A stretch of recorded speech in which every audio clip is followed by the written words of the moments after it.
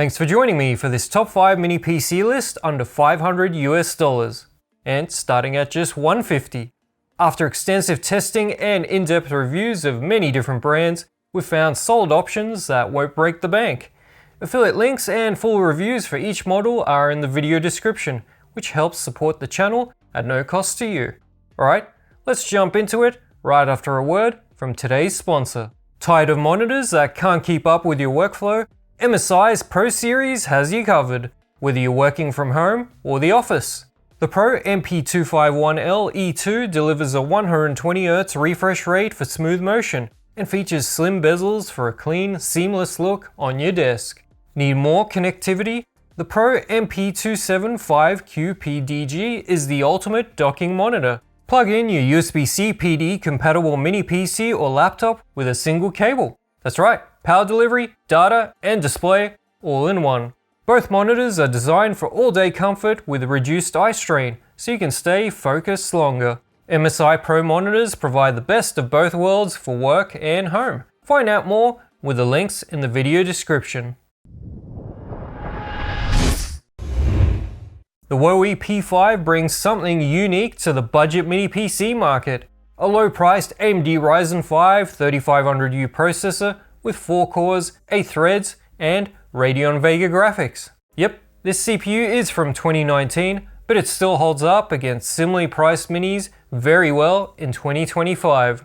At under $140 for the 8GB RAM, 256GB SSD model, the P5 undercuts Intel's Alder Lake N lineup while delivering better performance in key areas. You also get dual USB 3, USB-C with display support, dual HDMI 2.0, gigabit LAN, Wi-Fi, Bluetooth, and even a microSD card slot.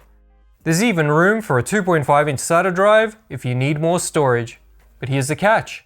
The P5 ships with single-channel memory, which significantly bottlenecks performance, especially the integrated graphics. In my testing, adding a second 8GB stick saw massive gains. 62% better in the DX11 graphics test, 85% in DX12, and 132% better than Intel's popular N97 in Steel Nomad. Gaming saw similar jumps. Hades 2 went from 57 to a 101 FPS average, a 77% increase. Counter-Strike 2 jumped nearly 40 FPS to playable frame rates. CPU performance is close to Intel's pricier i3 N300 in multi-core when dual-channel, while the iGPU absolutely destroys the N97 once you add that second RAM stick. The downsides? Well, AMD graphics driver support is limited. Video playback is weak with 4K 60 AV1 content being unwatchable, even with dual-channel memory. The NVMe drive gets hot and throttles under load with a lack of a heatsink. And this is the loudest mini PC we've tested in this price range at 40 dBA under load. Although there is a quiet mode in the BIOS that drops it to a much better level with a 28% performance hit. For under $140 the Huawei P5 offers incredible value if you're willing to add a second RAM stick yourself. It crushes Intel's budget lineup for gaming and most productivity tasks. But avoid it if high-resolution video playback quality matters to you, or you're sensitive to fan noise and don't want to use a quiet mode. Overall, it's a compelling AMD budget option that punches well above its weight. Don't want to buy a second RAM stick or open your mini PC? That's okay, I have an alternative option for you. The Ace Magic Vista V1 is a very compact mini PC featuring Intel's N150 CPU. 4 cores, 4 threads with UHD graphics. Good for everyday computing once all Windows updates are installed, as the background process really hampers performance. This mini can be found for under $200 on Amazon. I found one for $172 after the coupon with 16GB of RAM and a 256GB SSD. Yep, it used to be cheaper, but after a long delay, prices are now increasing across the board. Included is a power supply, VESA mount, HDMI cable, and Windows 11 Pro. Port selection is basic, dual USB 3 on the front and an audio jack. Gigabit LAN, HDMI 2.0, DisplayPort 1.4, and dual USB 2. Unfortunately, no USB-C. What surprised me is that despite its small size, the Vista V1 includes both a full 2280 M.2 SATA and a SODIMM slot. No soldered components except Wi-Fi. Included DDR4 is only 2666 megatransfers, and faster 3200 speed would net you about 3 to 4% better GPU performance. The N150 is a refresh of Intel's N100, but the iGPU sees huge gains, 17% in DX11, 25% in TimeSpy, and 23% in Steel Nomad. That's a genuine generational improvement, though it still doesn't match the Intel N97. Gaming shows these gains in action. Valorant runs at similar frame rates to the N100 since it's CPU bottlenecked, but the GPU isn't working as hard. Hades 2 is better, but still won't hit 60 FPS at 1080p, while GTA 5 needs lower resolutions for playable frame rates. Intel's hardware decoding handles most 4K 60 video playback without issues. However, the downsides are that Bluetooth range is low at just 2.8 meters or 9 feet. Wi-Fi range at 12 meters or 39 feet was inconsistent. Sometimes it wouldn't detect the network, other times it worked fine. You might need to be closer to the router. On the positive side, max CPU temp is one of the lowest recorded. Fan noise is also very low, the quietest Ace Magic Mini PC I've tested. And since it'll come up in the comments, yes, this one was tested for malware and the OS was clean. This testing regime was added for every mini PC back in April 2024. Overall, it's a good budget option that performs like an N150 should. The Paladin Wo 4 is the king of performance in its class, and it's not even close. Although the price has also gone up since the initial review. This one features the AMD Ryzen 5 5600H, a mid-range mobile H-series CPU from a few years back, and it has far more performance than the two previous minis we looked at. It's currently under $250 where it faces mostly Intel N-series chips and beats them easily in every performance metric. With the Wo 4, you get 16GB of DDR4 3200 RAM and an NVMe SSD, a 90W power brick, bezel mount, 2.5-inch SATA ribbon, and HDMI cable. Port selection is solid. Dual USB-A 10GB, USB-C 10GB with display out, no power delivery though, 3.5mm audio, dual USB 2, DisplayPort, HDMI, gigabit and 2.5GB LAN, Wi-Fi 6 and Bluetooth. Opening it is ridiculously easy. Just lift the magnetic top lid for instant access to RAM and storage. Inside there's a Gen 3 X4 M.2 slot with heatsink and room for a 2.5-inch SATA drive. Like last year's Wo 4 model, it unfortunately ships with single channel memory, so we'll go through an alternative option for those that aren't keen on adding a second RAM stick themselves, but want more performance. The benchmarks are brutal for the competition, especially when kitted out with 2 sticks of RAM. In single-core Cinebench, the Wo 4 takes the top spot. Multicore, more than double Intel's N-series out of the box, and triple in performance mode. Geekbench shows the same dominance. H.264 encoding takes less than half the time of the best Intel result. Adding a second RAM stick really unlocks huge gains with graphics performance almost exactly 3 times better than the best Intel N-series in Steel Nomad Lite. Valorant sees massive frame rate improvements, and Forza Horizon 5 jumps up by 46%.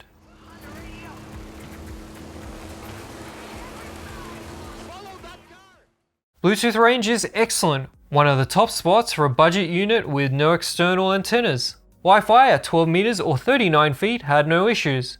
Storage performance takes first place thanks to a faster drive with full Gen 3 X4 bandwidth. CPU temp stayed low out of the box, only approaching 90C in performance mode. Fan noise is 37 dBA out of the box, pretty good, but switching to performance mode in the BIOS pushes it too high for my liking. I'd stick with the default power limit and just add RAM. For the money in the current market, the Paladin Wo 4 offers unmatched performance in the under $250 category with good cooling, excellent wireless range, and an easy to open magnetic lid design. The alternative with 2 sticks of RAM is the Beelink Surf 5, which has dominated the top mini PC charts longer than any other. But its biggest issue is pricing. What used to cost around $250 has now gone up to at least $276 for the cheapest option. Since I reviewed it, there's been a minor CPU change from the Ryzen 5 5560U to the 5500U. Performance is very similar, though falls behind the 5600H in the Woe 4. For the money, you get 16GB of DDR4 RAM in a 2x8 configuration and a 500GB SSD. What does set the Surf 5 apart from similarly spec'd competitors is its quiet operation and excellent cooling. Port selection is also solid, and honestly, my only complaint is the price hike. As an everyday desktop replacement, it remains a strong choice, but the price climbing over time, disappointing. The Raytan A6 is a rebranded boss game M4 Neo, which provides a very impressive bang for buck. It's an all-plastic box with decent build quality that looks fine. Well, apart from that red power button. Inside it is the AMD Ryzen 7840HS, 8 cores, 16 threads, with Radeon 780M graphics, providing excellent performance per dollar. The CPU in this one is a huge step up again in performance compared to the previous mini PC winner. The Raytan A6 price is impressive, $392 for 32GB of RAM and a 1TB SSD. Included is a VESA mount, HDMI cable, and compact 120W power supply. Port selection is interesting with 4 USB ports on the front, dual USB-A 10GB, along with one USB-C 10GB and USB 4. Both USB-C ports support power delivery and display. There's an Oculink port on the right side for those wanting to hook up an eGPU, while on the back we have dual Realtek 2.5GB LAN, HDMI 2.0, DisplayPort, and dual USB 2. There's an Intel Wi-Fi 6E AX210 for wireless and Bluetooth. Opening the Mini requires removing 4 screws, then 3 more from the plastic SSD and RAM cooler with a small fan. Inside it, you'll find dual 2280 M.2 PCIe Gen 4 X4 slots. The boss game M4 Neo came with a Kingston Gen 4 drive and crucial DDR5 5600 RAM, but you might get different brands with the Raytan A6. Performance is solid. Single-core Cinebench hits expected scores, and multi-core is decent but trails behind 8845HS minis. Geekbench single-core is good, and multi-core brings back no surprises. GPU performance sits among other 780M minis in Firestrike and TimeSpy, though slightly worse in Steel Nomad. The 780M handles esports games well at 1080p low, and emulation of most systems works without problems. For more graphics power, Oculink provides a much better eGPU experience than USB 4 thanks to higher bandwidth. Bluetooth range is below average at 4.3 meters, but Wi-Fi had no problems at 12 meters or 39 feet using the 5G band. CPU temps stayed under 90C with some thermal throttling in longer tests under load. Fan noise isn't the greatest, with idle being higher than most, and while the dBA figures under load look below average, the fan had a whiny pitch on the test unit which to me made it sound louder. If you're sensitive to fan noise like I am, it might be a deal breaker. That being said, there is a quiet fan mode in the BIOS which eliminated the whine by lowering RPMs and sacrifices some CPU performance. Much better for my ears and worth the trade-off. The Raytan A6 provides an impressive feature set and solid performance for a very nice price, and if it's unavailable or goes up in price, I have an alternative for you to stay under $400 US.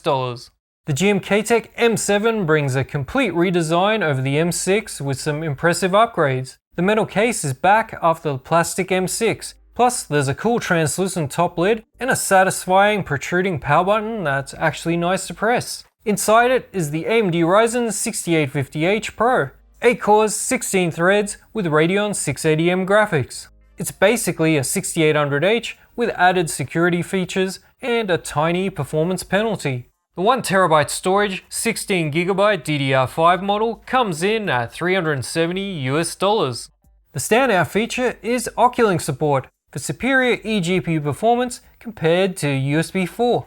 Other ports include dual USB 3 10GB, an audio jack, dual USB 2, HDMI 2.1 up to 8K 60Hz, DisplayPort 2.0, dual Intel 2.5GB LAN, and 2 USB 4 ports. Both support power delivery and display. Opening up the Mini requires a twist of the top lid, then 4 screws. Inside you'll find dual channel DDR5 4800, the maximum SODIMM speed for this CPU. And while there are 2 M.2 Gen 4 slots, only a Gen 3 drive with heatsink is included. GPU performance holds up surprisingly well against Intel's newer and pricier Core Ultra 7 in GPU-heavy AAA games like God of War Ragnarok and Space Marine 2. The M7 wins handily despite less memory bandwidth. However, similarly spec'd Intel Minis win in esports titles like Valorant and emulation due to better single-core performance.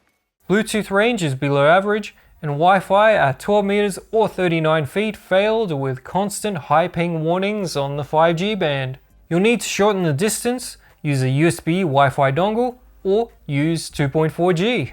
Fan noise is audible at idle, but much quieter under load than the previous M6, and better than average noise level for the out-of-box balance mode. The GM K-Tech M7 offers a nice port selection and Oculink support at a decent price. Just be aware of the weak wireless range. The TrigKey R8 uses the same manufacturer as Beelink, but swaps the metal case for solid plastic in blue. And that's good, since it brings the price down. The usual favorite around this price is the Beelink Sur 8, but that doesn't fall under $500 anymore. Inside the TrigKey R8 is the AMD Ryzen 7 8745HS, 8 cores, 16 threads with Radeon 780M graphics. This is an AMD chip specially made for the Chinese market, which is slightly slower than the 8845HS and sold at a lower price. The TrigKey R8 is around $470 with 32GB of DDR5 5600 RAM and 1TB Gen 4 NVMe storage. There's an additional 2280 M.2 Gen 4 X4 slot available if you need even more storage. The R8 includes a very compact 120W power supply. On the port side, you've got 10GB USB Type-A and USB-C with display support on the front. On the back, there's USB 3 10GB and USB 2, HDMI 2.1, DisplayPort 1.4, USB 4 40GB with power delivery, 2.5GB LAN, Wi-Fi 6 and Bluetooth. Performance is about 5% behind competitors in multi-core due to a 45W power limit instead of the usual 54W, but that's the sweet spot for this mini PC since high limits give small CPU gains for more heat and noise. And speaking of fan noise, that is its killer feature. Under load, the R8 is one of the quietest mini PCs tested. If you hate fan noise but still want something powerful, you're gonna love the TrigKey R8. Cooling is good across the board, including for the Gen 4 NVMe drive, which didn't thermal throttle. Wi-Fi had no issues at 12 meters or 39 feet, although Bluetooth is below average. Unless you're looking for something with a different port selection, you should be pretty happy with the TrigKey R8.